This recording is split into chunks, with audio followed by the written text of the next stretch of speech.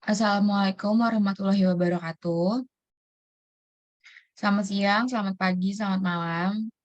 Kami dari kelompok 2 ingin mempresentasikan tentang bab 7, yaitu tentang cash dan receivables. Sebelumnya kami ingin memperkenalkan diri dahulu. Saya sendiri yaitu Fadia Putri Kalisa dengan NIM 2021 121 1013. Dan di sini ada Antonius Aldo dengan NIM 2021 121 1012. Dan yang terakhir ada Isnaini Rahma dengan NIM 2021 121 1004. Next.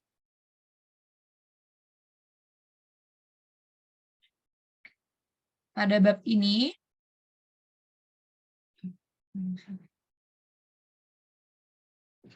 sebelum memulai presentasi, saya akan membacakan tujuan pembelajaran dari bab 7 ini, yaitu dalam bab ini kita akan membahas kas dan piutang dua aset yang penting bagi perusahaan non-keuangan dan perusahaan keuangan. Adapun isi dan tujuan pada bab ini adalah sebagai berikut, yaitu satu, dapat menunjukkan bagaimana melaporkan uang tunai dan barang-barang terkait,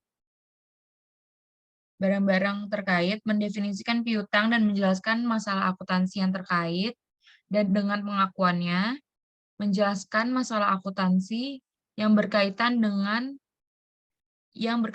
pengakuan penilaian hasil tagih, dan yang keempat, menjelaskan masalah akuntansi yang berkaitan dengan pengakuan dan penilaian hasil tagih. Yang kelima adalah menjelaskan masalah akuntansi tambahan terkait dengan piutang hasil tagih.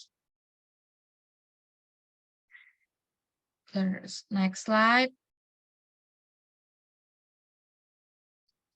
Setelah tujuan, sekarang saya akan membahas tentang preview singkat tentang bab ini.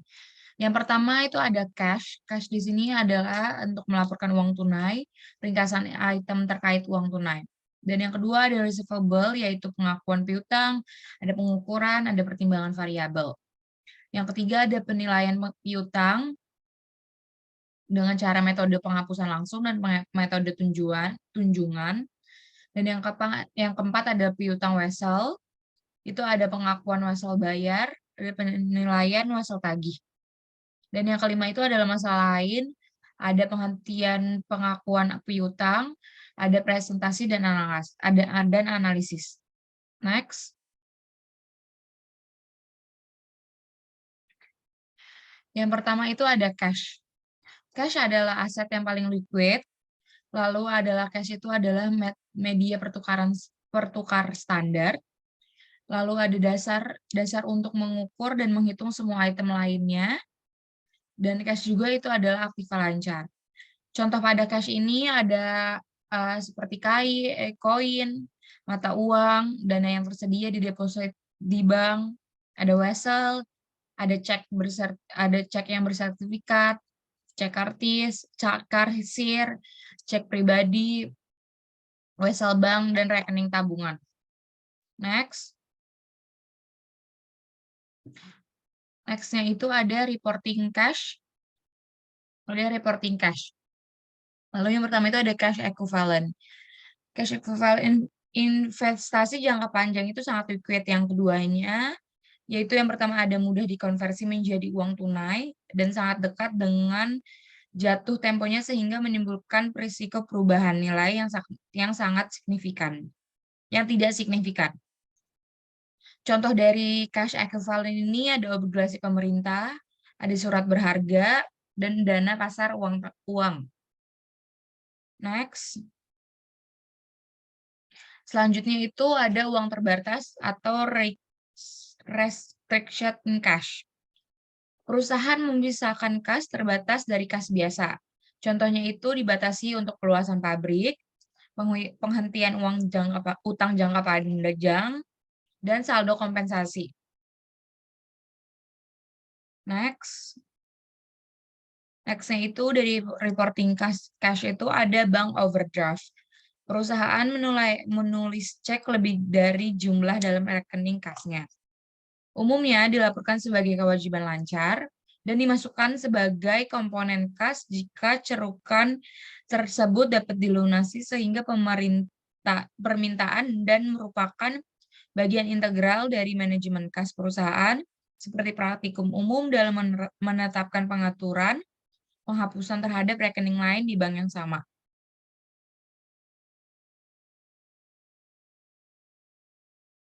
Next.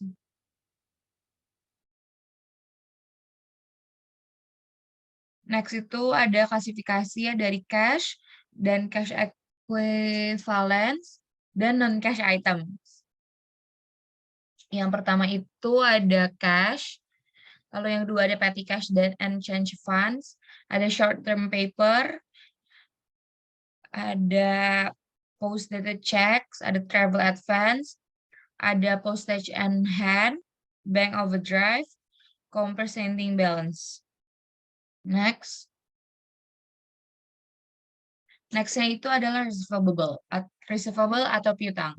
Piutang adalah klaim yang diadakan terhadap pelanggan dan orang lain untuk uang, barang, atau jasa. Di sini yang piutang itu dibagi dua menjadi account receivable, yaitu janji lisan dari pembeli untuk membayar barang dan jasa yang dijual. Yang kedua itu ada notes receivable atau tagihan piutang, yaitu janji tertulis untuk membayar sejumlah uang pada tanggal tertentu di masa depan. Next.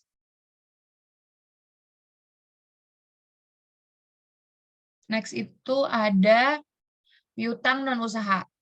Piutang usaha itu ada uang muka untuk penjabat dan karyawan, uang muka untuk ke anak perusahaan, deposito yang dibayarkan untuk menutupi potensi kerusakan atau kerugian, deposito dibayarkan sebagai jaminan kinerja atau pembayaran, ada piutang dividen dan bunga, lalu diklaim terhadap perusahaan asuransi untuk korban yang diderita seperti terdakwa di bawah gugatan, badan pemerintah untuk restitusi pajak, pengangkat umum untuk barang yang rusak atau hilang, kreditur untuk barang yang dikembalikan rusak atau hilang, pelanggan untuk barang yang dapat dikembalikan seperti poti, kontainer, dan lain-lain.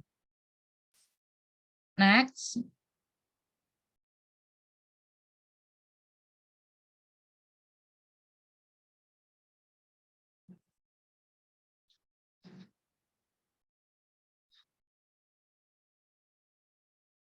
Next-nya itu ada ilustrasi receivable statement of financial position sheet presentation dari perusahaan Heineken dan Nokia.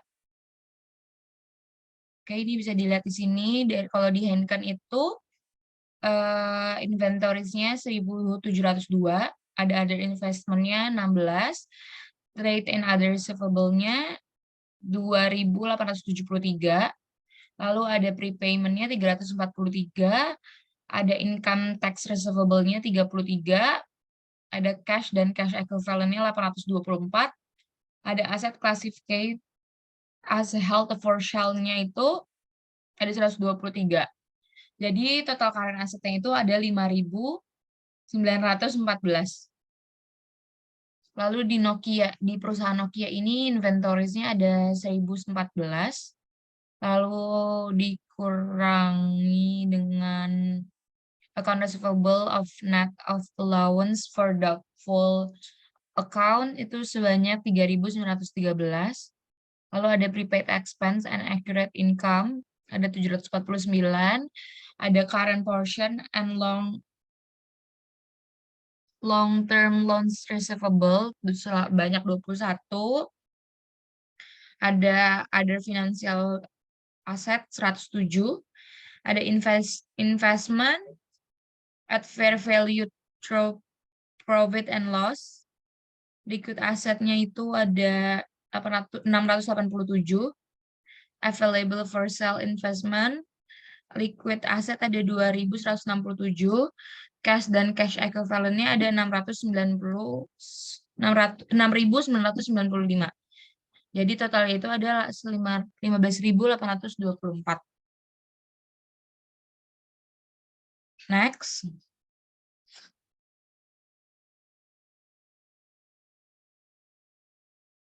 Ada pengakuan piutang atau recognition of account receivable. Jadi di piutang usaha ini umumnya timbul sebagai bagian dari peraturan pendapatan. Lalu prinsip pengakuan pendapatan ini menunjukkan bahwa perusahaan harus mengakui pendapatan ketika memenuhi kewajiban kinerjanya dengan mentransfer barang atau jasa kepada pelanggannya. Next. Jadi di sini ada contoh soalnya, yaitu misalnya jika Lululemon Actellica Inc. menjual pakaian yoga kepada Jennifer Burian dengan harga $1.100 secara kredit. Pakaian yoga tersebut ditransfer saat Jennifer memperoleh kembali atas pakaian tersebut. Ketika perubahan kontrol ini terjadi, Lululemon harus mengakui piutang dan pendapatan penjualannya. Jadi Lululemon membuat entry sebagai berikut, yaitu account receivable-nya sebanyak 100 ada di debit dan sales revenue-nya di kredit sebanyak 100. Next. Next-nya itu ada beberapa indikator masih dalam soal yang sama. Di sini ada beberapa indikator kunci yang telah ditransfer oleh Lululemon dan bahwa Jennifer telah memperoleh kendali atas pakaian yoganya.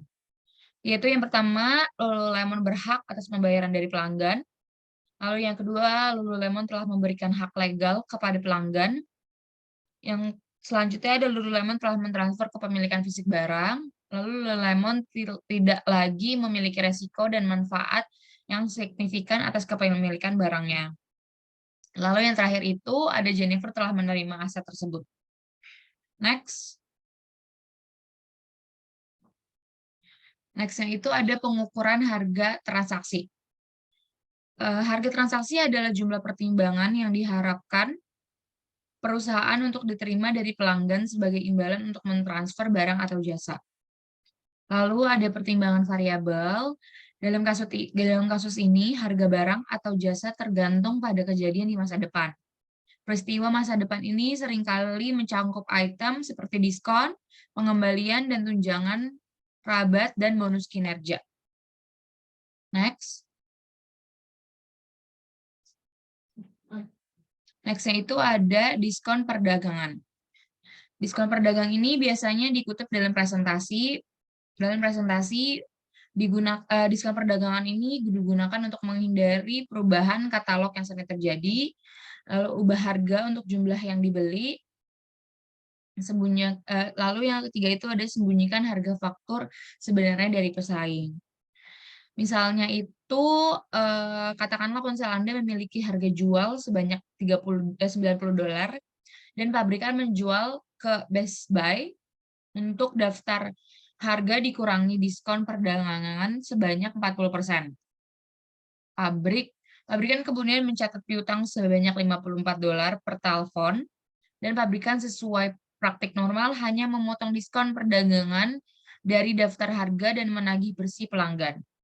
Sebagai contoh lain juga, ini ada asumsikan Ryobi dari Jepang menjual bor tanpa kabel dengan harga eceran yang disarankan sebesar $99,99 kepada pengecer seperti Home Depot seharga $70.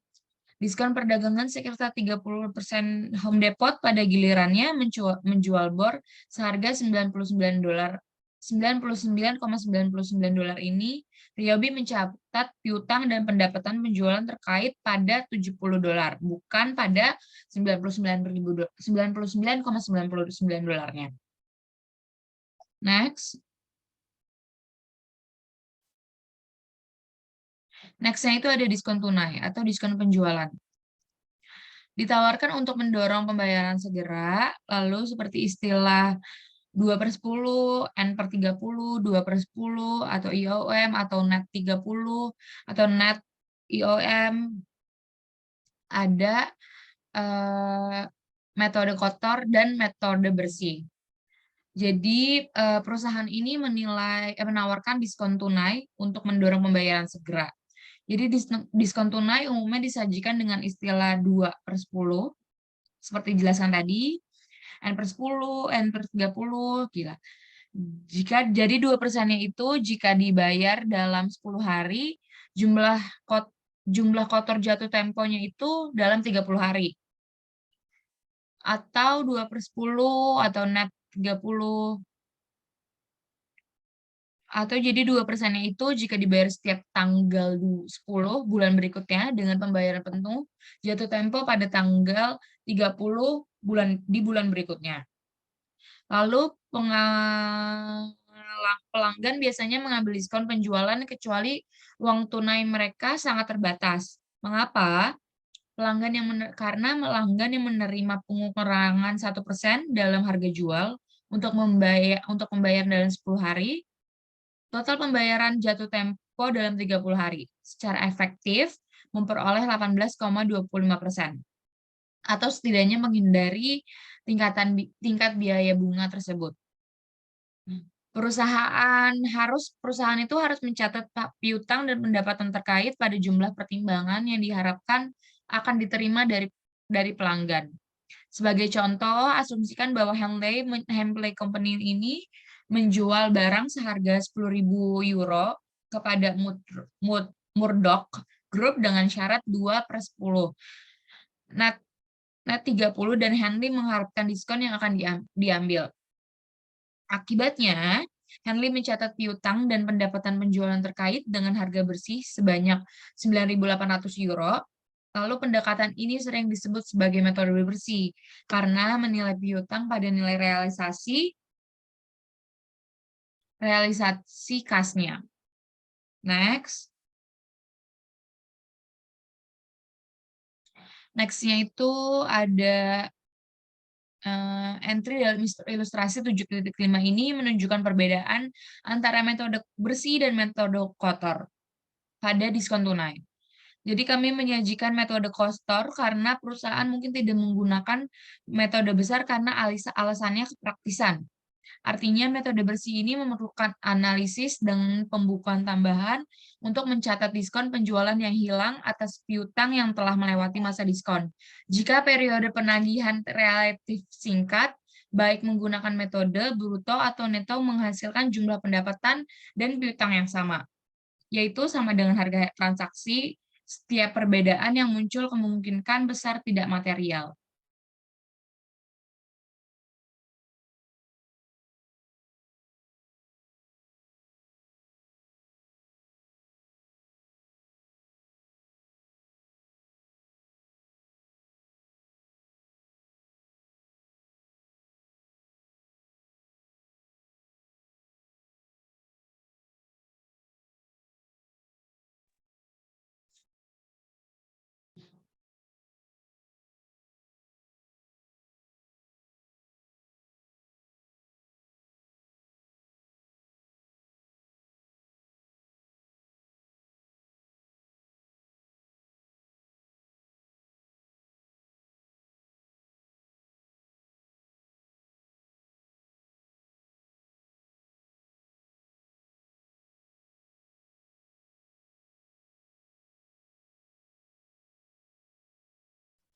Oke, next. Ada pertimbangan variabel.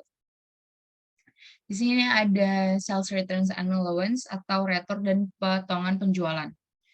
Jadi retur dan potongan penjualan ini merupakan akun kontra pendapatan dengan pendapatan penjualan. Penyisihan retur dan potongan penjualan merupakan akun kontra aset piutang usaha. Penggunaan akun retur dan potongan penjualan ini serta akan penyisihan untuk retur dan penyisihan untuk sales returns and allowance ini berguna untuk mengidentifikasikan potensi masalah yang terkait dengan barang dagangan yang lebih rendah, ketidakefisien dalam memenuhi pesanan, atau kesalahan pengirim atau pengiriman. Next.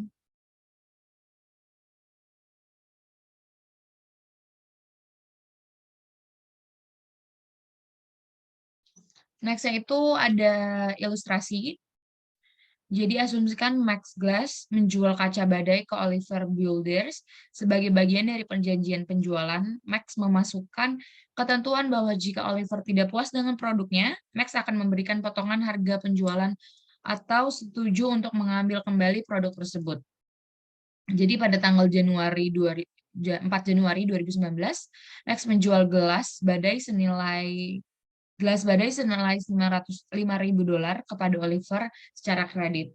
Maka Max akan mencatat penjualan secara kredit ini sebagai berikut, yaitu di debit ada account receivable sebanyak 5.000, lalu pada kredit ada sales revenue sebanyak 5.000. Next.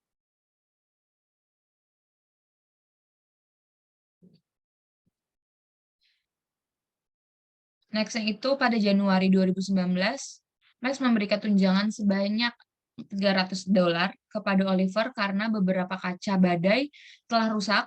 Maka untuk mencatat transaksi ini, jurnalnya itu yaitu jurnalnya ada sales returns and allowance-nya di debit ada 300, pada kreditnya itu ada account receivable sebanyak 300 juga. Next.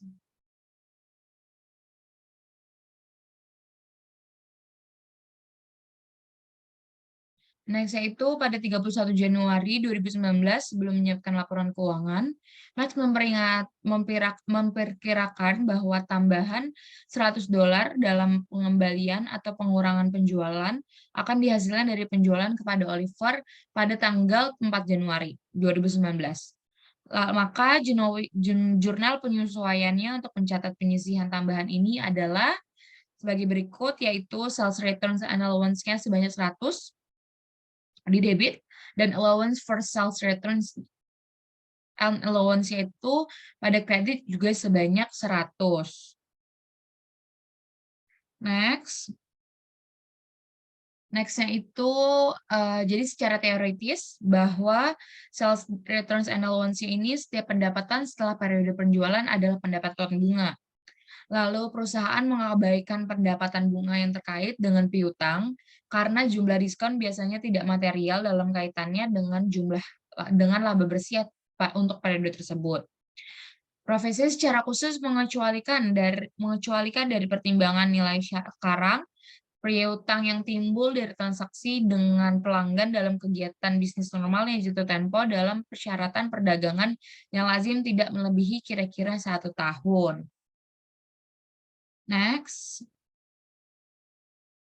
Next-nya ini akan dilanjutkan dengan Isnaini Rahmat. Oke, terima kasih Fadia yang sudah menyampaikan materi-materi sebelumnya. Untuk materi yang ini lanjut dengan saya Isnaini Rahmat. Nah, di sini ada perihal piutang.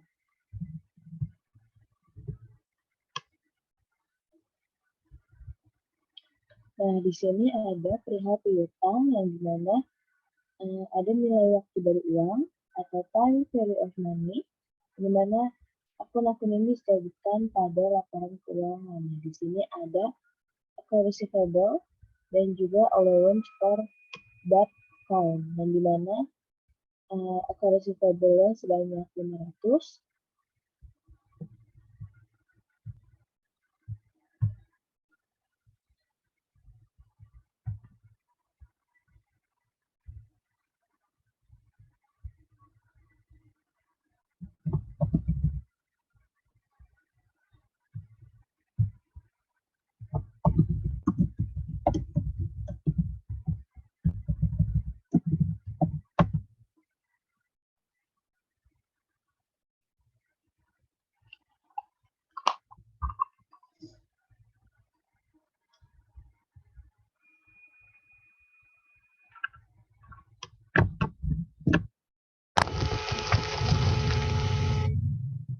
halo?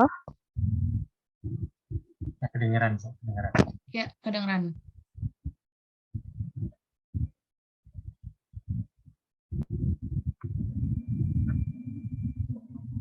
Nah, oke, dilanjut. Nah, di sini sebelahnya itu ada allowance for the account sebesar 25 di bagian kredit dan account receivable di bagian debit sebanyak 500. Oke, boleh next.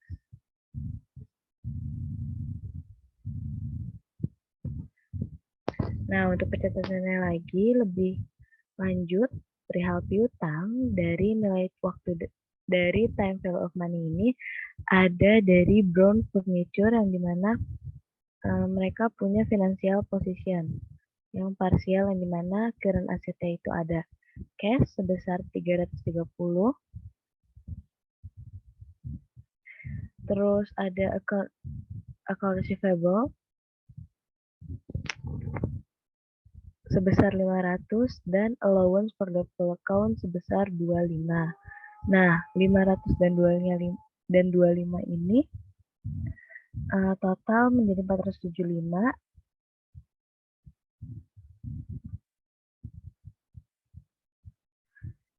Lalu dilanjut ada inventory dan sebesar 812 dan prepaid expense 40 yang dimana kita dapatkan total current asset sebesar 1.657. Next.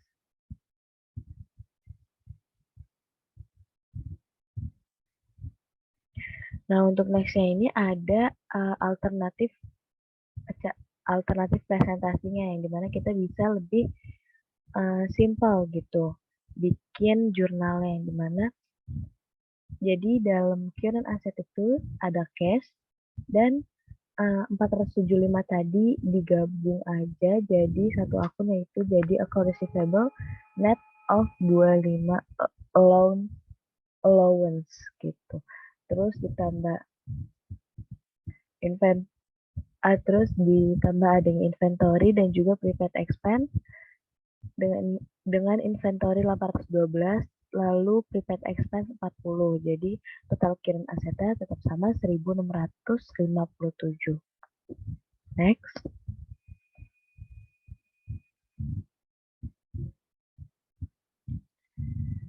Nah, selanjutnya jurnal entry buat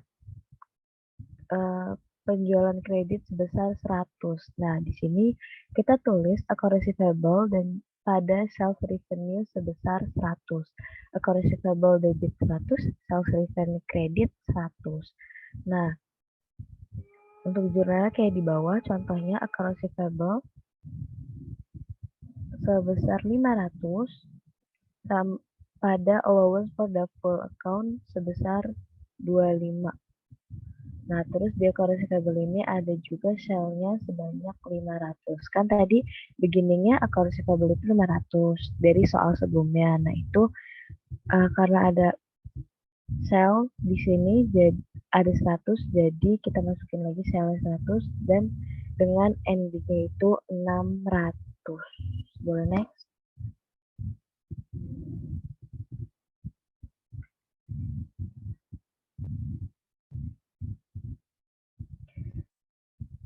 Nah, di sini ada penilaian piutang usaha. Seperti yang dicatat dengan tepat oleh seorang akuntan terhormat, gagasan manajer kredit tentang ini mungkin akan menjadi tempat di mana setiap orang membayar utangnya. Sayangnya situasi ini sering tidak terjadi. Misalnya, pelanggan mungkin tidak dapat membayar karena penurunan pendapatan penjualannya karena penurunan ekonomi. Demikian pula individu dapat diberhentikan dari pekerjaan mereka atau dihadapkan dengan tagihan rumah sakit yang tidak terduga. Nah, perusahaan mencatat kerugian kredit sebagai debit ke beban piutang tak tertagih atau beban piutang tak tertagih. Kerugian seperti ini adalah resiko normal dan perlu dalam melakukan bisnis secara kredit.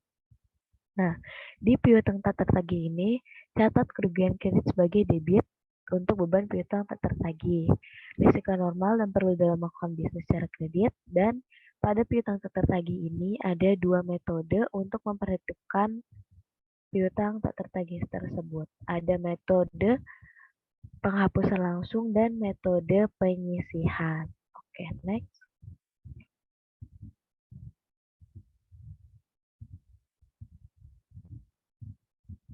Nah, di sini ada metode akuntansi untuk piutang tak tertagih. Ada metode penghapusan langsung dan juga metode penyisihan. Nah, untuk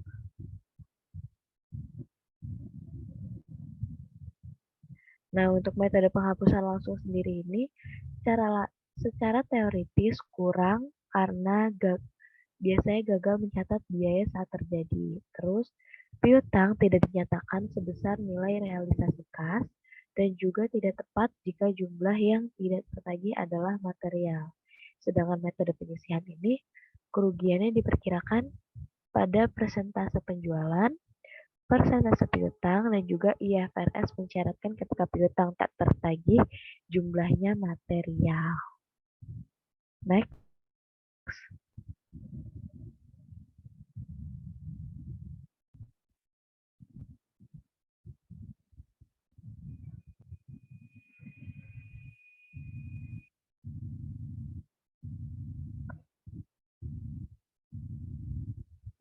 Nah, di sini masih di penilaian piutang usaha, kita masuk ke metode penghapusan langsung untuk piutang tak tertagih.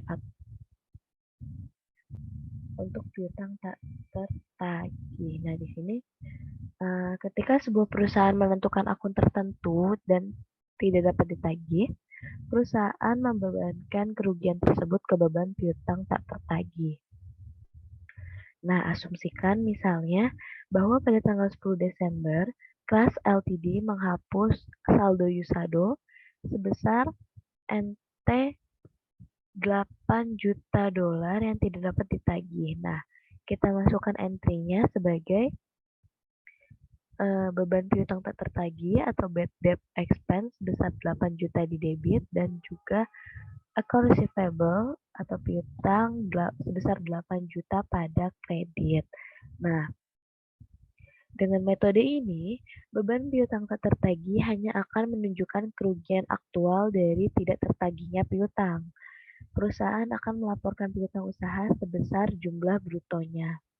Pendukung metode penghapusan langsung ini sering digunakan untuk tujuan pajak, berpendapat bahwa metode ini mencatat fakta, bukan perkiraan. Nah, diasumsikan bahwa piutang yang baik dihasilkan dari setiap penjualan, dan bahwa peristiwa kemudian mengungkapkan akun tertentu tidak tertagih dan tidak berharga. Dari sudut pandang praktis, metode ini sederhana dan nyaman untuk diterapkan. Tetapi, metode penghapusan langsung secara teoritis kurang memadai. Biasanya gagal untuk mencatat beban pada saat terjadinya dan tidak mengakibatkan piutang dinyatakan sebesar nilai realisasi kas pada laporan posisi keuangan. Akibatnya, penggunaan metode penghapusan langsung dianggap tidak tepat kecuali jika jumlah tertagih tidak material.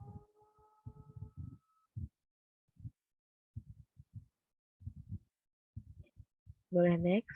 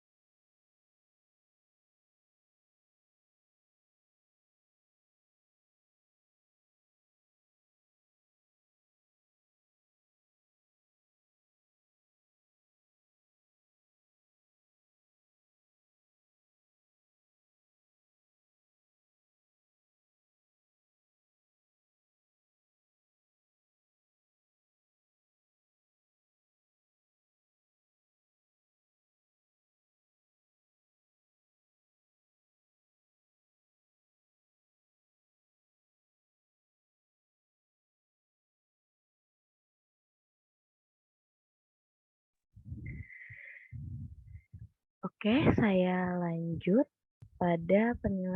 masih pada penilaian piutang usaha dengan metode penyisihan piutang tak tertagih. Nah, di sini metode penyisihan piutang tak tertagih melibatkan estimasi piutang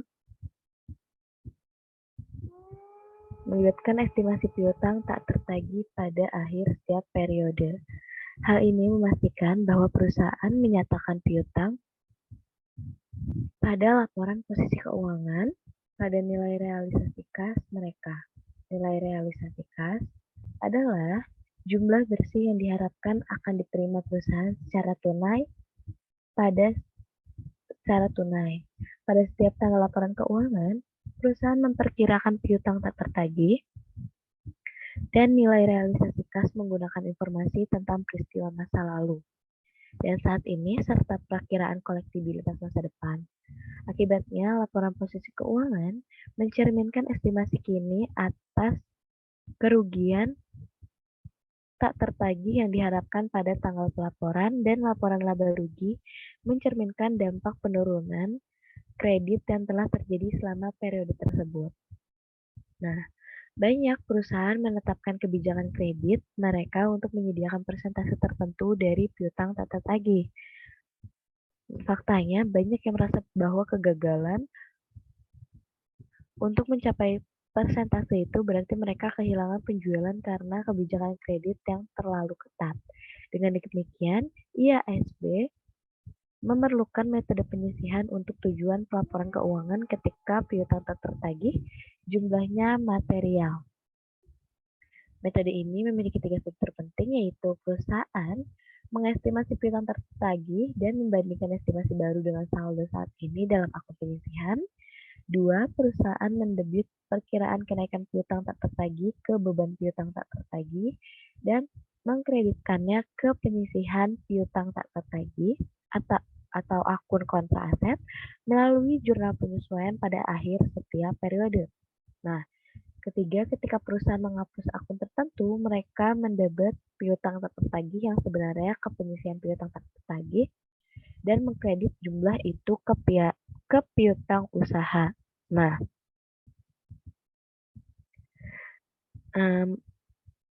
pada metode penyisihan piutang tak tertagih ini, perusahaan memperkirakan piutang tak tertagih dan nilai realisasi kas menggunakan informasi tentang peristiwa masa lalu dan saat ini serta perakiraan kolektibilitas masa depan. Boleh, next?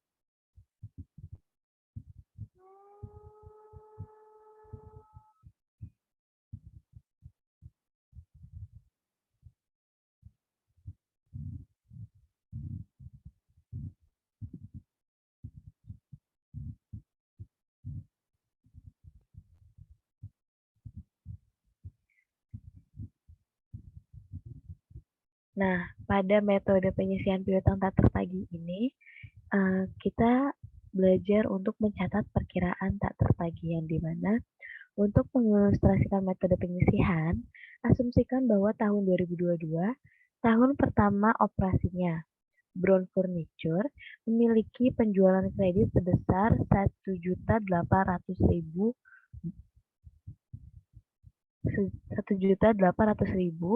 Nah, dari jumlah ini 150.000 tetap tidak tertagih pada tanggal 31 Desember. Nah, manajer kredit memperkirakan bahwa 10.000 dari penjualan ini tidak akan tertagih. Nah, jurnal penyesuaian untuk mencatat taksiran piutang tak tertagih tersebut dengan asumsi saldo 0 dalam akun penyisihan adalah bad debt expense atau beban piutang tak tertagih sebesar 10.000 di debit dengan allowance for doubtful account atau penyisihan piutang diragukan sebesar 10.000 di kredit. Next.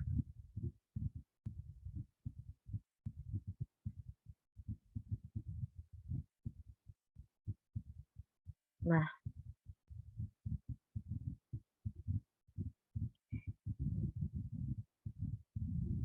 lalu masih dalam pencatatan penghapusan piutang tak tertagih ini, Ketika perusahaan telah kehabisan semua cara untuk mengumpulkan akun yang telah jatuh tempo dan penagihan tampaknya tidak mungkin, perusahaan harus menghapus akun tersebut. Dalam industri kartu kredit, misalnya, merupakan praktik standar untuk menghapus rekening yang telah jatuh tempo 210 hari. Nah, untuk mengilustrasikan penghapusan piutang tersebut, boleh next?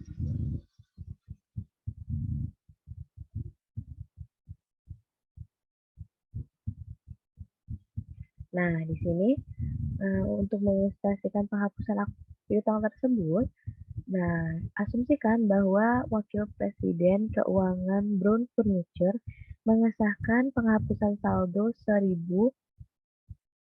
pounds yang terutang oleh Randall Fianci pada tanggal 1 Maret 2023. Nah, ayat jurnal untuk mencatat penghapusan tersebut adalah allowance for doubtful accounts sebesar 1.000 pada debit dan accounts receivable 1.000 di kredit. Next. Nah, pada metode penyisihan piutang tak tertagih ini, kita juga ada pemulihan akun yang tidak dapat ditagih. Nah, kadang-kadang perusahaan menagih dari pelanggan setelah menghapus akun sebagai tidak tertagih. Perusahaan membuat 2 entry untuk mencatat pemulihan piutang tak tertagih. Nah, ini membalikan entry yang dibuat secara tertulis dari akun. Ini memulihkan akun pelanggan dan juga ini mencatat koleksi dengan cara bias. Next.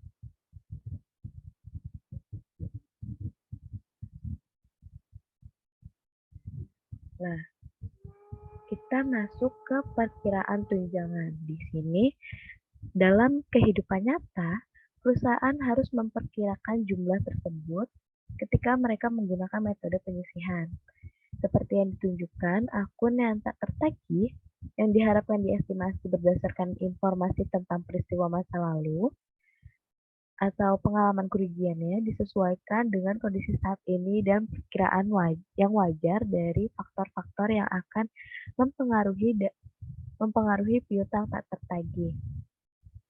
Sementara banyak pertimbangan yang terlibat, tujuannya adalah untuk mengembangkan estimasi terbaik dari piutang tak tertagih yang diharapkan. Misalnya, perusahaan dapat memperkirakan persentase piutangnya yang belum tertagih. Tanpa mengidentifikasi akun tertentu, prosedur ini memberikan estimasi yang cukup akurat tentang nilai realisasi piutang. Nah, oleh karena itu disebut sebagai pendekatan persentase piutang. Gitu. Boleh next?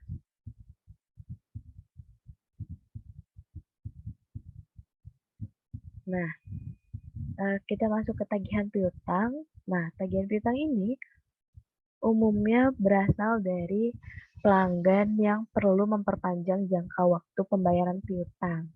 Lalu, dari pelanggan baru atau beresiko tinggi,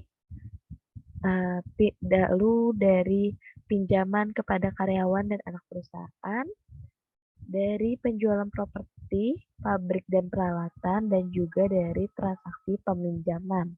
Nah, ini mayoritas dari wesel untuk peminjamannya. Nah, tagihan piutang ini atau wesel tagih didukung oleh surat promes formal, janji tertulis untuk membayar sejumlah uang pada tanggal tertentu di masa depan. Nah, wesel semacam itu adalah instrumen yang dapat dinegosiasikan yang ditandatangani oleh pembuatnya untuk kepentingan penerima pembayaran yang ditunjuk yang dapat secara sah dan siap menjual atau dengan cara lain mengalihkan wesel tersebut kepada orang lain. Meskipun semua catatan mengandung elemen bunga karena nilai waktu uang, perusahaan mengklasifikasikannya sebagai berbunga atau tidak berbunga. Wesel berbunga memiliki tingkat bunga tertentu. Nah, wesel tanpa bunga atau non-interest bearing termasuk bunga sebagai bagian dari jumlah nominalnya. Wesel tagih dianggap cukup liquid. Bahkan jika berjangka panjang, karena perusahaan dapat dengan mudah mengubahnya menjadi uang tunai. Nah, perusahaan sering menerima wesel tagih dari pelanggan yang perlu memperpanjang jangka waktu pembayaran piutang, atau mereka membutuhkan catatan dari pelanggan baru yang beresiko tinggi. Nah, selain itu, perusahaan sering menggunakan wesel dalam pinjaman kepada karyawan dan anak perusahaan.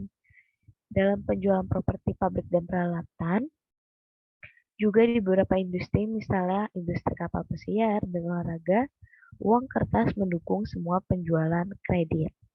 Namun, sebagian besar wesel berasal dari transaksi peminjaman. Masalah dasar dalam akuntansi untuk wesel tagih sama dengan untuk piutang pengakuan, penilaian, dan penghentian pengakuan. Boleh next?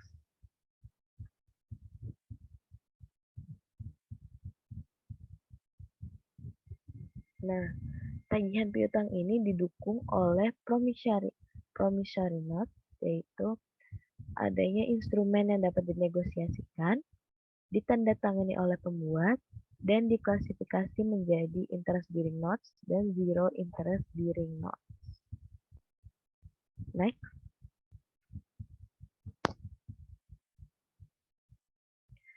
Nah, pengakuan wesel tagih sendiri ini dibagi menjadi dua, yaitu ada short term, jangka pendek, dan juga long term atau jangka panjang. Nah, pada jangka pendek ini dicatat pada face value less allowance. Nah, jika pada long term atau jangka panjang ini dicatat pada present value atau nilai kini pada cash expect to be collect. Nah, untuk itu suku bunga pada short term ditetapkan itu sama dengan harga pasar dijual pada nilai nominal. Kalau suku bunga yang ditetapkan lebih besar daripada nilai pasar, itu dijual pada premium, dan kalau misalnya pada pasar lebih besar daripada ditetapkan, jadi dijual pada nilai diskon. Boleh next? Nah, di sini kita lihat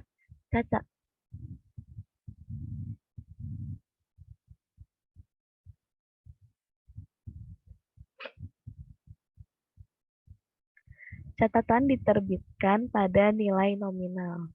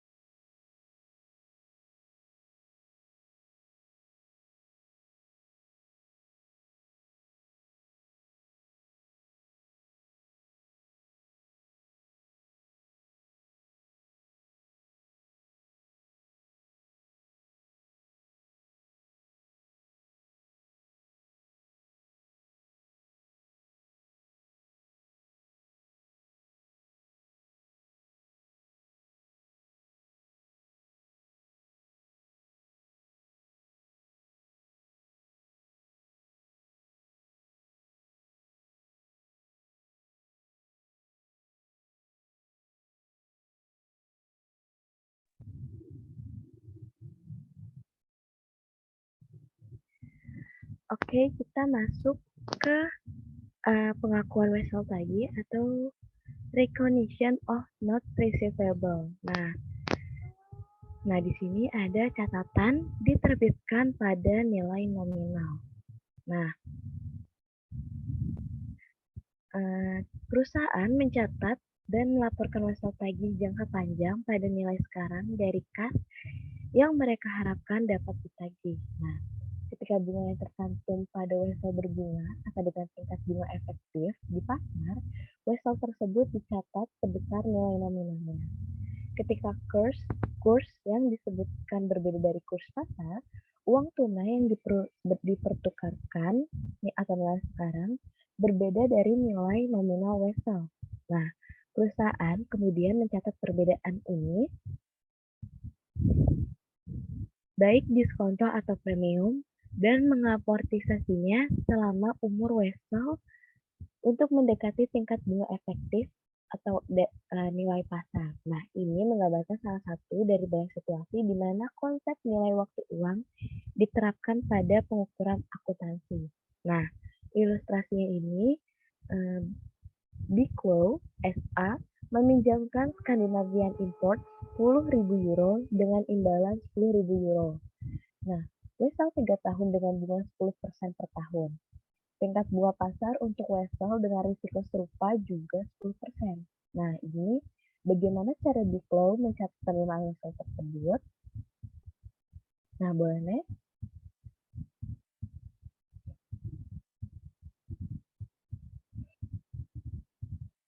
Nah, bisa dilihat untuk present value of interest-nya sendiri ini, kan kita nilainya tadi 1.000 euro.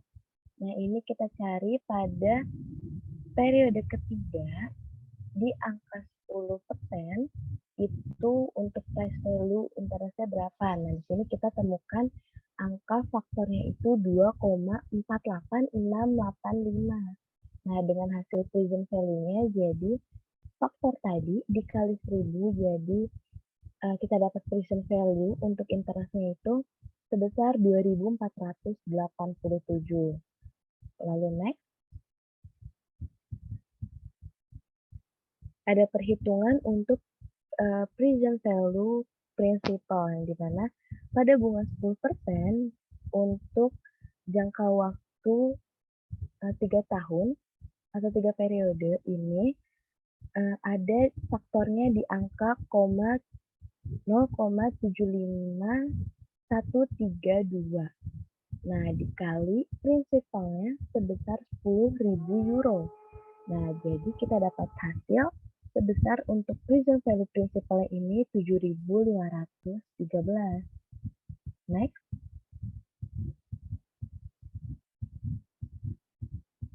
Nah, jadi singkatnya ada akun nilai bunga saat ini atau present value of interest sebesar 2.487. Lalu di bawahnya kita masukkan present value of principal atau nilai pokok sekarang sebesar 7.513 dengan hasil menjadi catatan nilai pasar saat ini sebesar 10.000. Dengan journal entry-nya, Januari tahun pertama itu ada notes receivable pada cash sebesar 10.000, notes receivable di debit dengan cash-nya di kredit sebesar 10.000, dan pada Desember itu ada cash sebesar 1.000 di debit dengan interest revenue 1.000 di kredit. Next.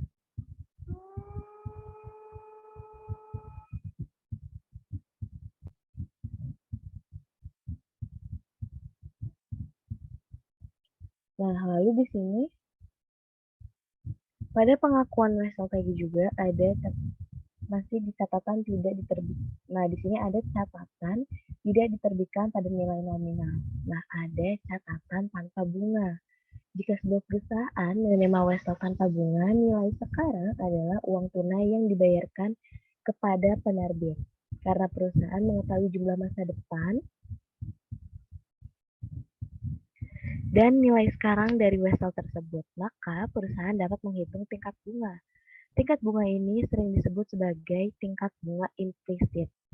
Perusahaan mencatat selisih antara jumlah masa depan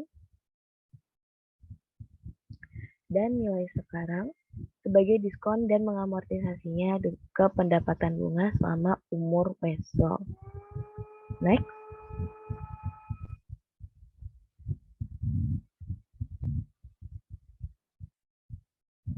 Nah,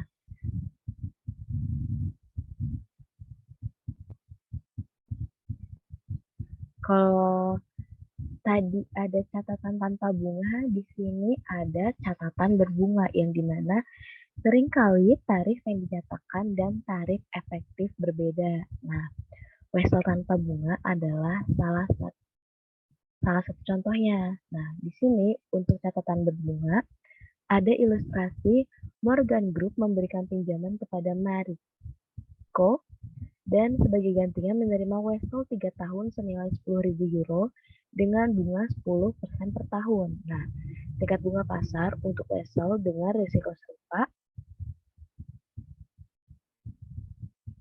adalah 12%. Nah, di sini ayo kita buat ayat jurnal untuk mencatat penerimaan wesel tersebut. Next.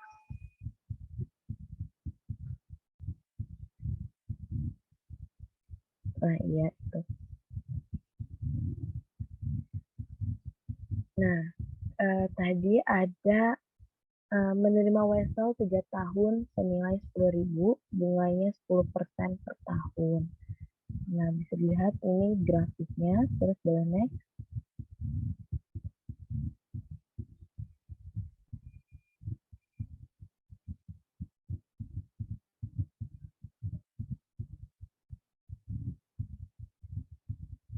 Next.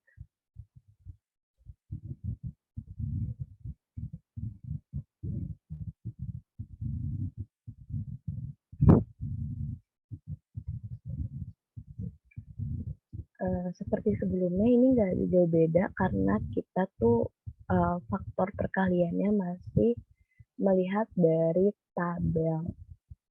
Nah, di sini ada kita hitung present value untuk interest yang dimana tadi nilai pokok sekarang itu kan diasumsikan 12%. Nah, untuk 3 tahun kan. Nah, periode ketiga ini pada angka 12% itu kita dapatkan faktor sebesar 2,40183 dengan interest receive-nya kan tadi sebesar 1.000 euro. Nah, itu kita kalikan dan jadi 2.402 euro present value-nya. Nah, dilanjut mungkin keterangan lanjutannya oleh Antonius Aldo. Ya, terima kasih. Saya akan melanjutkan chapter 47 ini. Jadi, wesel tagi adalah pertama saya akan menjelaskan wesel tagi dulu. Wesel tagi adalah janji tertulis untuk membayar sejumlah dana ketika diminta atau pada waktu yang sudah ditentukan di dalamnya. Nah, surat ini biasanya bisa dibayarkan kepada pelanggan, perusahaan, atau penanggung wesel itu sendiri.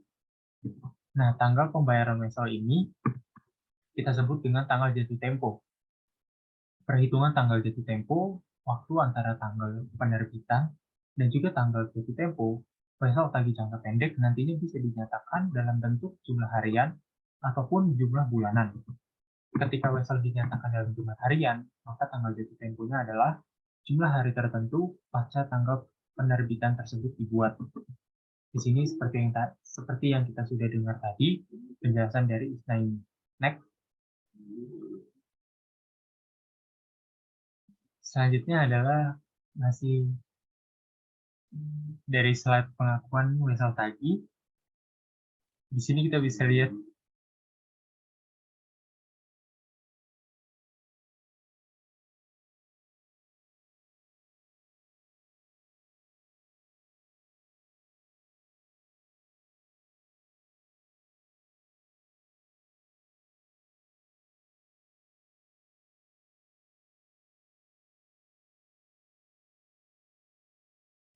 Oke, kita lanjut saja. Di sini kita bisa melihat ini yang kita lihat di lingkaran merah ini, seperti yang tadi Isna ini bilang bahwa di lingkaran merah itu di periode ketiga. Nah, mengapa di periode ketiga? Karena pada soal tertulis keterangan bahwa menerima Wesel selama 3 tahun. Nah, di sini kita lihat bahwa Wesel periode ketiganya adalah sebesar 71178 yang didapat dari 10.000 dikali 71178 yang kita lingkarin ini, dan kemudian hasilnya menjadi 7118. Di sini kita bisa melihat bahwa 10.000 ini dapat dari mana? 10.000 ini adalah prinsipalnya, dan kemudian 71178-nya dari yang di lingkaran ini, kemudian hasilnya adalah menjadi present value, yaitu 7118. Next. Nah, di sini pengakuan Wesel tadi. Ini kita mengilustrasikan record the receipt of the note, yang artinya adalah mencatat penerimaan piutang.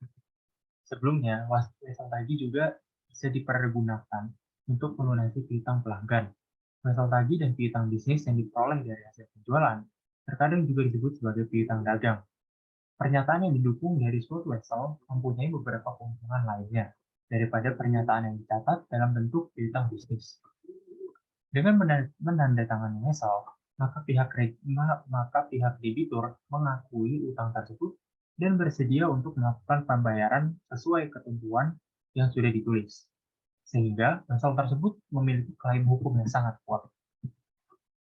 Di sini kita bisa melihat bahwa disuruh mencatat penerimaan piutang. Nih, di sini kita bisa melihat face value of the note, yang artinya nilai nominal uang kertas sebesar 10.000, kemudian present value of the principalnya terdiri dari 10.000, ini ada rumusnya, dan kemudian sama dengan dikali 71178 yang tadi saya sudah jelaskan di tabel sebelumnya, di slide sebelumnya, lingkaran merah yang terdapat angkanya 7178 berasal dari situ, kemudian hasilnya 7.118. Nah, kemudian ada present value of the interest, itu bunga. Di sini kita bisa melihat bahwa 1000 dikali oleh 240.183 yang berasal dari yang tadi tabel sebelumnya, saat sebelumnya, yang memiliki hasil 2.402. Kemudian ada present value of the note yang berasal dari penjumlahan antara 7.118 ditambah 2.402 yang hasilnya menjadi 9.520. Kemudian dari hasil tersebut, dari face value of the note 10.000 dikurangi oleh 9.520 yang akan menghasilkan difference atau diskon sebesar 480. Nah, untuk jurnalnya mencatat penerimaan piutang adalah debitnya not receivable atau wesel tagih, debitnya adalah cash, sebesar berapa? Sebesar 9.520 yang diambil dari present value of the note. Next.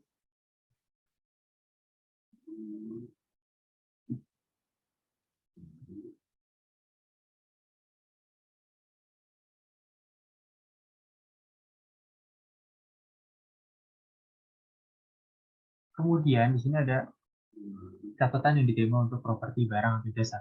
Nah, biasanya dalam pengakuan bunga, banyak sekali pengakuan bunga yang diakui dan juga ada yang tidak diakui. Dan di dalam transaksi akuntansi pasti tidak lepas dari kata-kata pengakuan bunga. Maka dari itu, kita sebagai seorang mahasiswa akuntansi harus mengetahui dasar-dasar apa saja yang termasuk ke pengakuan bunga dan mana saja yang tidak masuk ke pengakuan bunga. Dalam transaksi tawar-menawar yang dilakukan secara wajar, tingkat bunga yang dinyatakan dianggap adil kecuali satu, tidak ada suku bunga yang disebutkan, atau dua, suku bunga yang disebutkan tidak masuk akal, atau ketiga, jumlah nominal uang kertas berbeda secara material dari harga jual tunai saat ini atau dari nilai pasar saat ini dari instrumen utang. Next. Selanjutnya ada penilaian wesel tagih atau valuation of not receivable. Nah, di sini kita bisa dibagi menjadi dua, yaitu jangka pendek dan jangka panjang. Jangka pendeknya adalah dicatat dan dilaporkan pada nilai realisasi bersihnya, yaitu pada jumlah nilai nominalnya dikurangi semua penyisihan yang diperlukan. Nah, untuk jangka panjangnya, tes penurunan nilai sering dilakukan secara penilaian individu. Rugi penilaian nilai diukur sebagai selisih antara nilai tercatat piutang dan nilai sekarang dari estimasi arus kas masa depan yang didiskontokan pada tingkat bunga efektif awal. Next.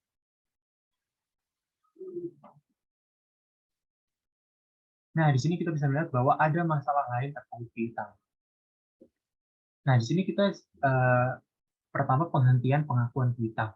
Ketika piutang tidak lagi memiliki nilai, yaitu hak kontraktual atas arus kas piutang tidak ada lagi.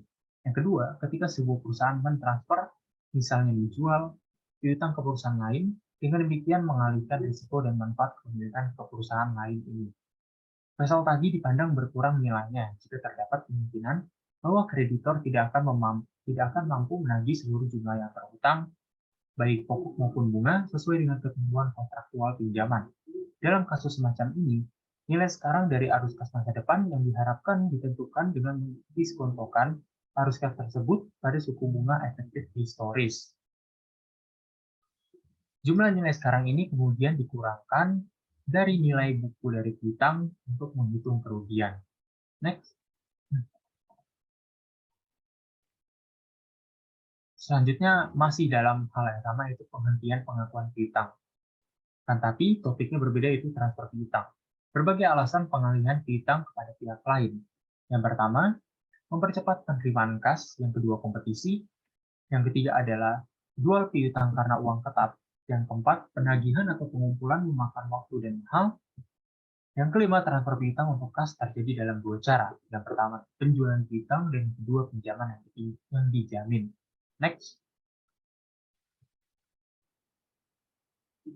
Masih dalam masalah lain terkait piutang, yaitu opsi nilai wajar. Perusahaan memiliki pilihan untuk mencatat nilai wajar dalam rekening mereka untuk sebagian besar aset dan kewajiban, termasuk piutang. DIASB percaya bahwa pengukuran nilai wajar untuk instrumen keuangan memberikan informasi yang lebih relevan dan mudah dipahami daripada biaya historis karena mencerminkan arus nilai setara kas dari instrumen keuangan. Next.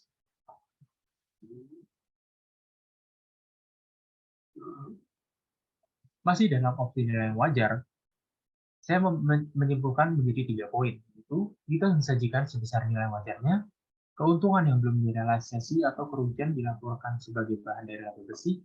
Yang ketiga, jika perusahaan memilih opsi nilai wajar untuk piutang, ia harus terus menggunakan pengukuran nilai wajar untuk piutang yang sampai perusahaan tidak lagi memiliki piutang. Next. Selanjutnya ada presentation dan analisis. Aturan umum dalam mengklasifikasikan piutang adalah ada 7. Yang pertama, pisahkan dan melaporkan jumlah tercatat berbagai kategori piutang. Yang kedua, tunjukkan piutang diklasifikasikan lancar dan tidak lancar dalam posisi laporan keuangan. Yang ketiga, tepat mengimbangi rekening penilaian untuk piutang yang terganggu, termasuk diskusi tentang gangguan individu dan kolektif ditentukan. Yang keempat, mengungkapkan nilai wajar piutang sedemikian rupa yang memungkinkan kita untuk membandingkannya dengan nilai tercatatnya. Yang kelima, mengungkapkan informasi untuk menilai risiko kredit yang melekat pada piutang. Yang keenam, mengungkapkan piutang yang dijadikan jaminan. Dan yang ketujuh, mengungkapkan semua konsentrasi risiko kredit yang signifikan yang timbul dari piutang. Next. Di sini ada presentasi dan analisis. Yang pertama, analisis piutang. Saya mengilustrasikan bahwa LV Group melaporkan penjualan bersih tahun 2015 sebesar 35.664 juta. Saldo piutang awal dan akhir masing-masing adalah 2.274 juta dan 2.521 juta.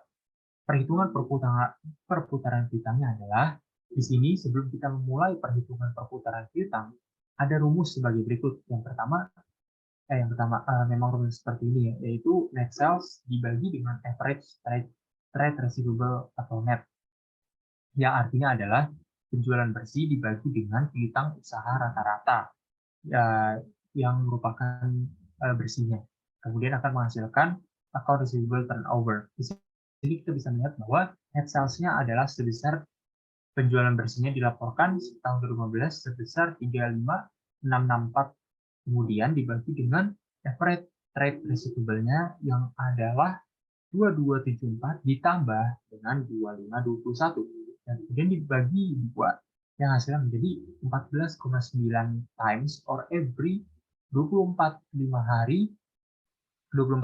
hari yang dapat dari 365 dibagi 14,9. Next.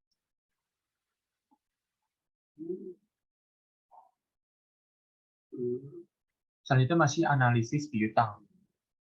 Di sini kita bisa melihat bahwa ini merupakan hal yang sama seperti tadi. Saya akan menjelaskan rasio ini digunakan untuk apa saja. Yang pertama, untuk menilai likuiditas piutang, dan kedua, untuk mengukur berapa kali rata-rata sebuah perusahaan mengumpulkan piutang selama periode tersebut. Next. Cash control. Dalam akuntansi, manajemen menghadapi dua masalah untuk transaksi tunai. Yang pertama, menetapkan kontrol yang tepat untuk mencegah transaksi yang tidak sah oleh petugas atau karyawan. Yang kedua, memberikan informasi yang diperlukan untuk mengelola kas dan transaksi tunai dengan benar. Next.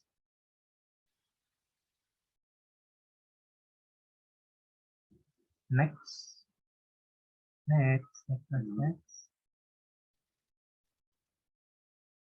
Using bank accounts. Untuk mendapatkan tujuan pengendalian yang diinginkan, perusahaan dapat memvariasikan jumlah dan lokasi bank dan jenis rekening. Yang pertama ada general checking account atau rekening giro umum, collecting float atau koleksi pelampung, lockbox account atau akun kotak kunci, impress bank account atau rekening bank impress. Next.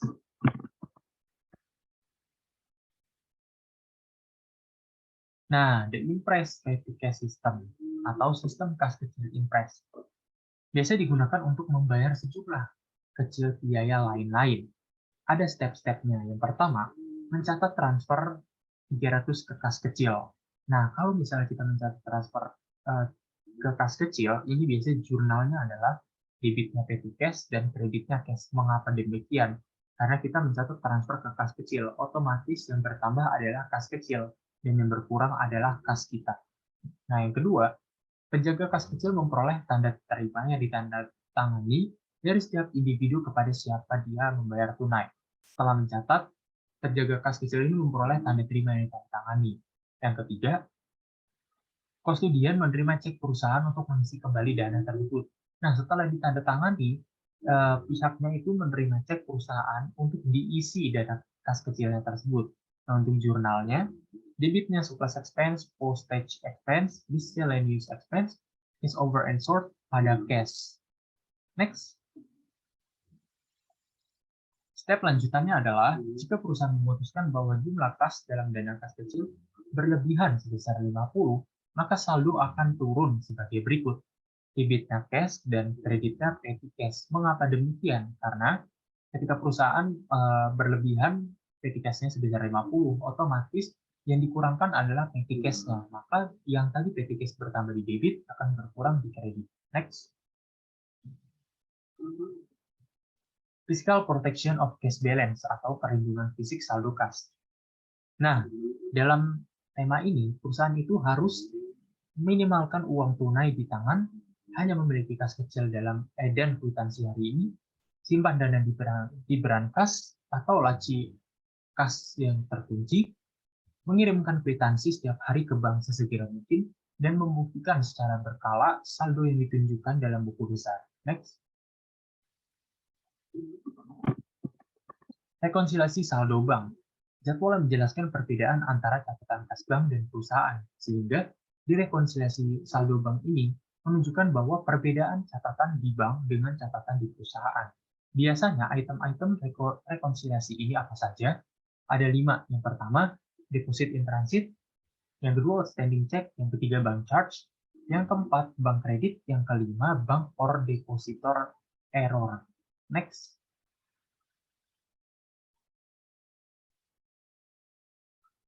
Rekonsiliasi saldo bank. Nah, ini contoh-contohnya ilustrasi dari bank reconciliation form atau konten.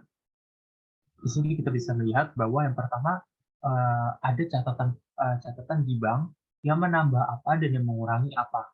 Di sini kita bisa melihat bahwa add itu menambah, deposit in transit dan lain, dan deduct itu mengurangi. Kemudian ada correct cash balance yang artinya saldonya di catatan perusahaan di catatan bank itu berapa. Sehingga kalau kita simpulkan di dalam laporan ini yang pertama itu ada catatan bank, yang kedua itu yang bawah ada catatan perusahaan, begitu. Next. Nah, sebagai ilustrasi pembukuan Nugget Ming, ini kita bisa baca dan lain-lain. Pemeriksaan catatan akuntansi Nugget dan laporan Bank November mengidentifikasi item rekomendasi berikut. Yang pertama, setoran 3.680 yang dikirimkan Nugget 30 November tidak muncul di laporan mutasi bank. Nah, yang kedua, ini kita bisa melihat sendiri sama yang ketiga. Next saja. Nah, ini soal-soalnya juga, contoh soal-soalnya. Next. Dan ini adalah contoh format yang nantinya akan kita isi ketika kita tidak memiliki, ketika kita tidak mengerjakan, dan kemudian nantinya akan kita taruh di mana posisinya, apakah kita catat di penambahan bank atau penambahan perusahaan atau mengurangi bank atau mengurangi perusahaan. Next.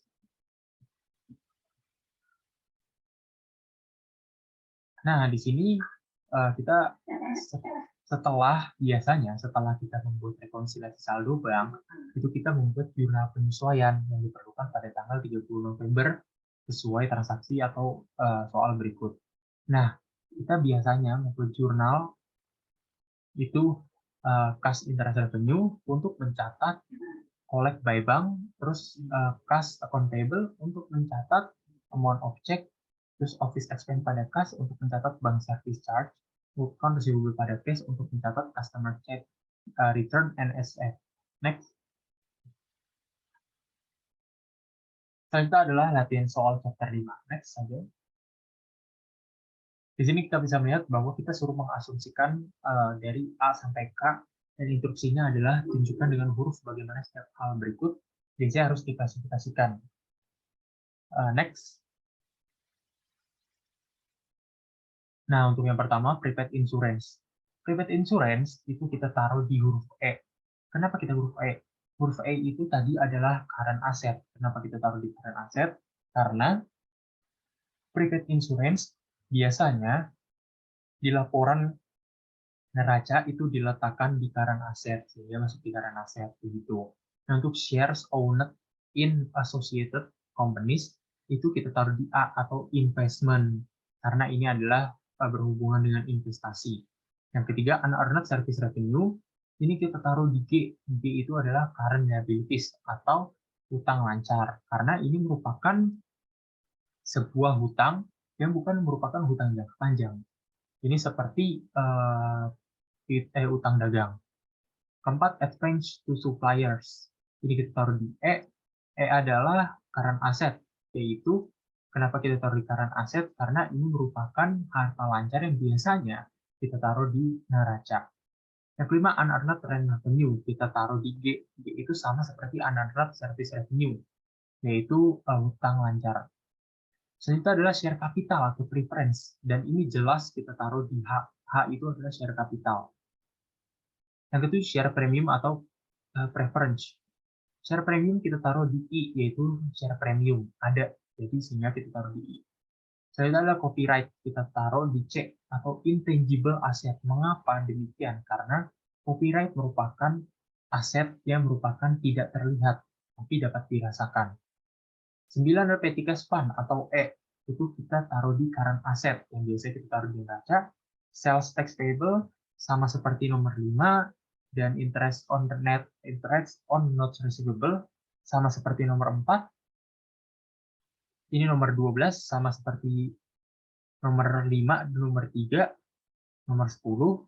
Ini kita bisa melihat bahwa jawaban-jawaban tersebut kita klasifikasikan masuk kemana dari yang tadi saya sudah sampaikan. Next. Nah, di bawah ini adalah akun-akun terpilih Aramis SE pada tanggal 31 Desember 2022. Ada inventory, unearned service revenue, dan lain-lain. Next. Nah, di sini ada informasi tambahan berikut tersedia persediaan dinilai pada nilai realisasi yang lebih rendah dari biaya atau biaya bersih menggunakan FIFO. Dengan lain, instruksinya adalah menyiapkan bagian aset lancar dari PT tersebut, kemudian laporan keuangan dengan pengungkapan yang sesuai. Nah, di sini kita disuruh menyiapkan bagian aset lancar. Berarti kita langsung tulis saja di atas current aset atau aset lancar, kemudian akan kita taruh inventories at lower of cost, yang kemudian kita taruh di bawah tersebut adalah finished good work in process raw material. Nah, untuk bahan-bahannya di sini kita bisa melihat finished good-nya tertulis bahwa tertulis di slide sebelumnya bahwa inventory finished good-nya tertulis 52.000. Kita bisa melihat bahwa next. Nah, ini 52.000. Nah, di bawahnya ada work in process sebesar 34.000 yang didapat dari slide sebelumnya, yaitu inventory ada work in process yang tertulis 34.000 dan raw materials juga sama ya. Jadi nanti sesuai di soal berapa finish good-nya, berapa work in process-nya, berapa raw materials-nya. Kemudian nantinya dijumlah menjadi 273 yang kemudian di bawahnya akan ada account receivable senilai 161 yang kemudian dikurangi dengan allowance for doubtful account 12.000 yang menjadi 149. Kemudian ada interest receivable. Kenapa kita taruh di current asset? Karena ini adalah piutang bunga yang kemudian terdapat lagi cash yang tentunya kita sudah taruh di current asset yang akan dikurangi dengan cash restricted for plan expansion besar 50.000 yang hasilnya menjadi 42.000. Kemudian dari hasilnya tersebut ditambah yang kemudian akan menghasilkan total current aset. Dan itu akan dilanjutkan oleh Fadia.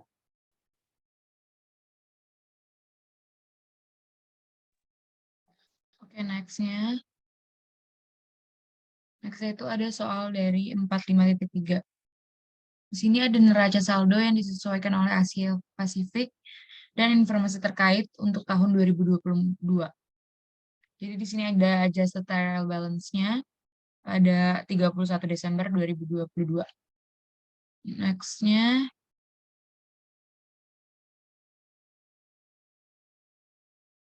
Sorry. Oke. Next-nya itu ada informasi tambahannya. Yang pertama ada metode biaya rata-rata nilai persediaan digunakan.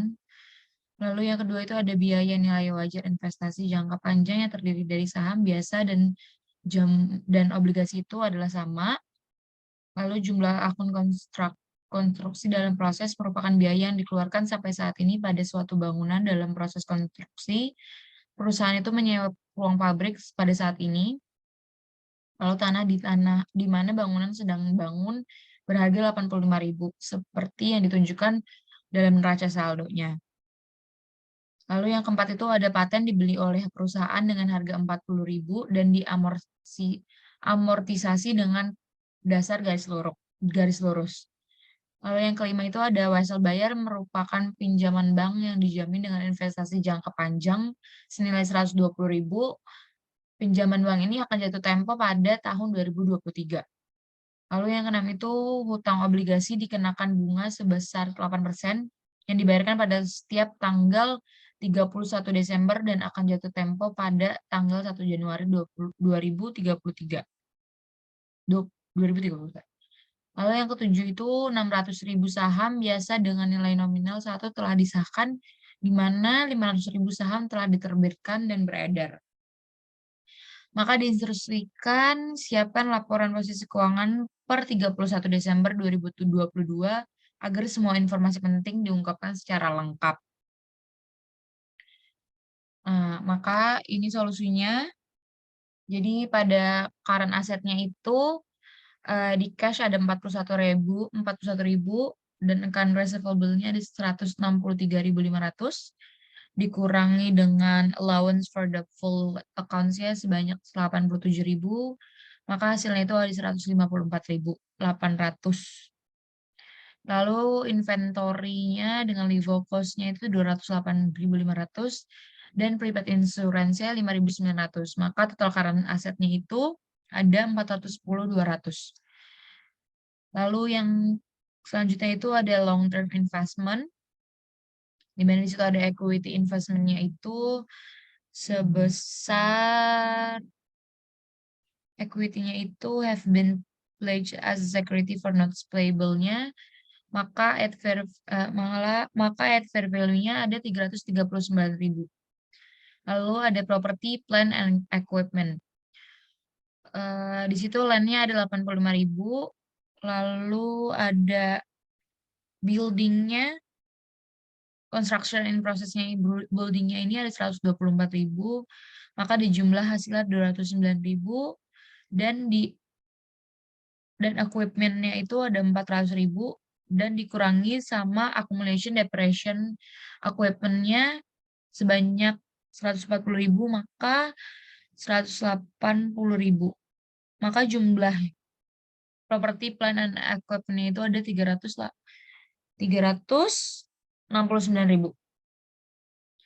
Lalu ada intangible asset-nya. Yang pertama itu ada patennya sebesar 36.000, maka semua total asetnya itu ada 1.154.200 dolar. Nah, di sebelahnya itu ada liabilities and stockholders equity. Current liabilities-nya itu notes payable-nya ada 94.000, ditambah account payable-nya ada 148.000, ditambah account liabilities-nya sebanyak 49.200, maka total current liabilities-nya itu ada 191.200. Di long term liabilities-nya ada 8% bonds payable di due-nya 21 Januari 1, 2025 sebanyak 200.000, dikurangi dengan discount on bonds payable-nya 20.000, maka total liabilities-nya itu ada 471.200. Dari 291.200 itu ditambah 180.000. Lalu stakeholders equity-nya itu common stock-nya ada outstanding-nya itu ada 500.000 dolar dan common stock-nya ada 45.000. Lalu retained-nya juga ada 138.000, maka semua jumlah stakeholder equity-nya itu ada 663.000. Maka 663.000 ini ditambah dengan 471.200 dari jumlah current liabilities dan long term liabilities-nya itu, maka total liabilities and stockholders equity-nya itu sebanyak 1.154.200. Maka balance antara aset dan liabilities dan stockholders equity. Oke, next-nya itu akan dijelaskan oleh Isna ini.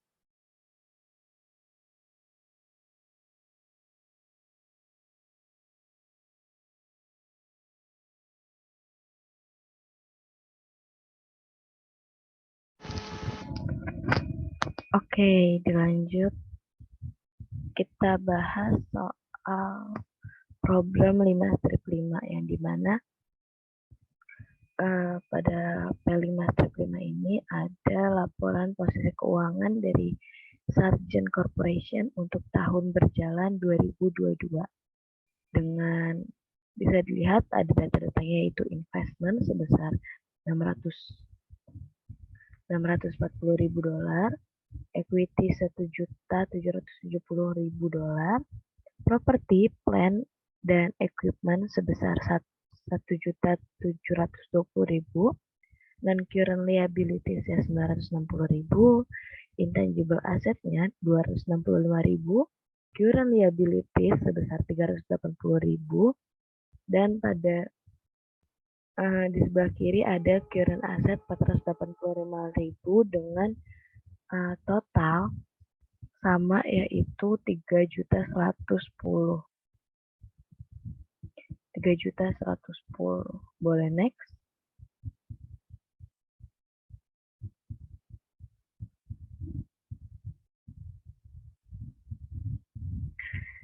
Nah, di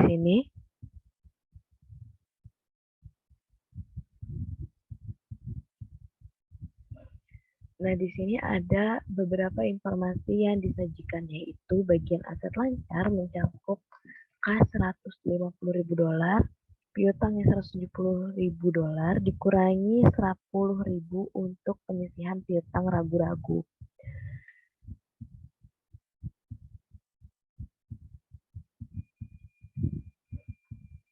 Ada persediaannya sebesar $180.000 dan pendapatan jasa diterima di muka $5.000.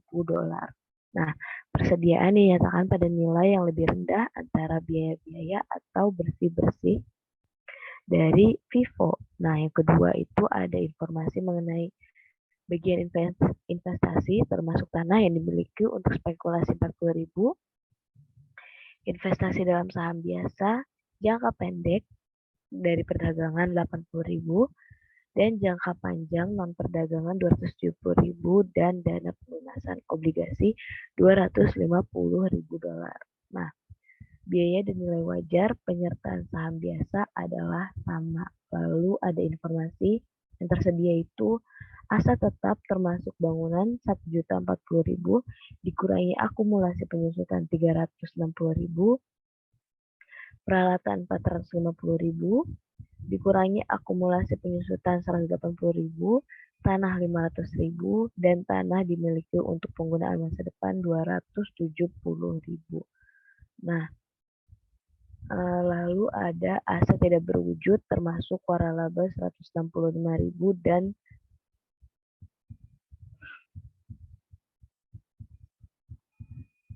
dan goodwill sebesar $100.000. Ada informasi mengenai kewajiban lancar termasuk hutang usaha sebesar $140.000, wesel bayar jangka pendek $80.000 dan jangka panjang $120.000 dan pajak penghasilan terhutang sebesar $40.000. Lalu ada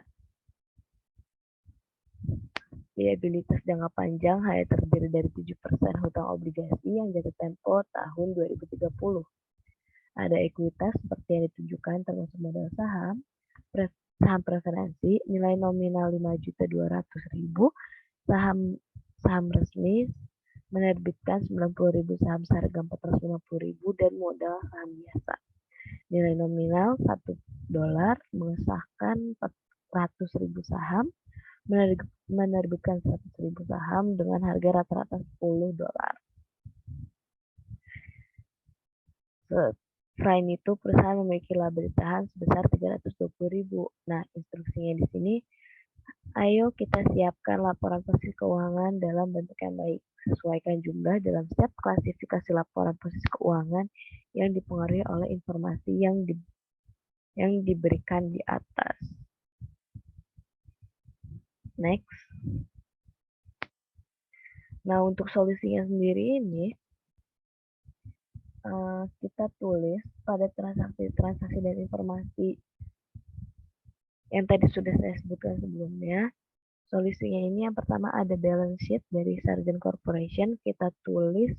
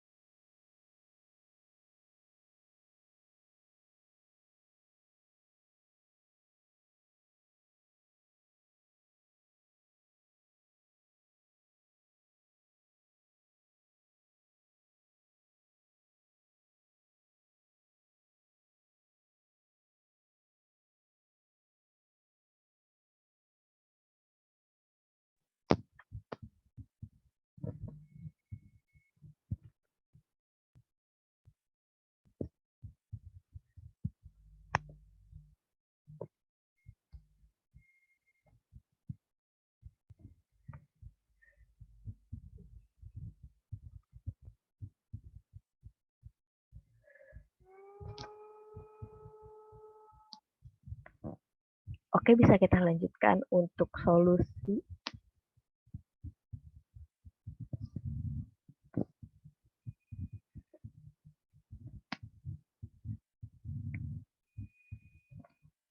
Untuk solusi dari soal P5-5 tersebut, untuk Sargent Corporation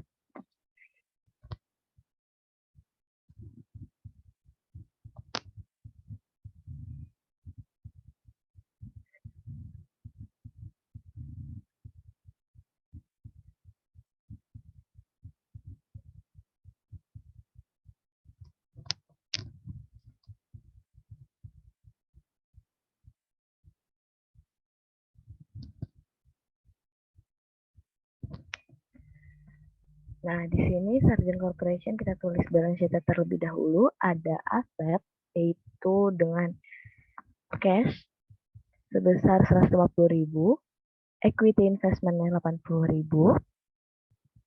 dengan account receivable 170.000, dan pada account receivable tersebut ada allowance for doubtful account sebesar 10.000. Nah, lalu dari account receivable tersebut dapat nilai sebesar 160.000, lalu dilanjut ada akun inventory sebesar 180.000, yang dimana untuk total current asetnya itu sebesar 570.000. Lalu ada long term investment, investasi jangka panjangnya itu ada equity investmentnya sebesar 270.000. Kita tulis bond sinking fund sebesar 250.000. Ada cash surrender value of life insurance sebesar 40.000. Ada line held for future use sebesar 270.000 dengan total yaitu sebesar 830.000. Ada untuk property, plant, dan equipment yang dimana ada land sebesar 1.040.000, ada building sebesar untuk property, plant, dan equipment itu land-nya sebesar 500.000 dengan building-nya 1.040.000.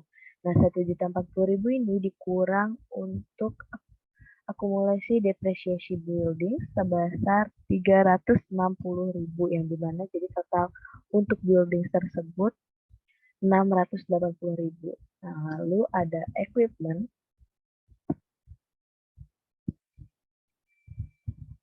Equipment sebesar 450.000 dikurang 380.000, jadi untuk equipment sendiri ada nilai sebesar 270.000. Nah, untuk property, plant, and equipment ini kita punya total sebesar 1.450.000. Lalu ada intangible asset, franchise, dan goodwill dengan total asetnya 3.115, dan kita masuk ke pencatatan liabilities dan stockholder equity, yang dimana current liabilities-nya ada accounts payable, not payable, income tax payable, dan unearned rent revenue, yang dimana total current liabilities tersebut sebesar 265.000. Lalu ada long term liabilities, yang dimana di sini kita catat ada not payable sebesar 120.000 dengan bonds payable 7% untuk 2025 sebesar 1 juta, dan less discount on bonds payable sebesar 40.000. Nah, di sini kita dapatkan total liabilities sebesar 1.345.000. Dengan pencatatan selanjutnya itu ada pencatatan stockholder equity, yang dimana ada capital stock, yaitu ada preferred stock no par value. Di situ dirincikan kembali dan ada nominal sebesar 450.000, ada dari common stock S1 par value itu ada nominal sebesar 100.000, lalu paid in capital in excess of par sebesar 900.000. Nah, terus ada retained earnings juga 320.000. Dengan total dari akun-akun di atas kita dapatkan total stockholder equity itu sebesar 1.770.000, dan total liabilities and stockholder equity Total keseluruhan 3.115.000. Oke, boleh next. Baik, karena kita masing-masing dari kami sudah menjelaskan bagian-bagiannya untuk chapter 7 mengenai piutang dan juga tunai, cash and account receivable ini. Lalu kita juga sudah membahas perihal soal-soal di chapter 5. Nah, mungkin sekian yang bisa saya sampaikan dan teman-teman lain sudah sampaikan. Terima kasih banyak untuk perhatiannya. Wassalamualaikum warahmatullahi wabarakatuh. Terima kasih semuanya. Terima kasih Pak Santa.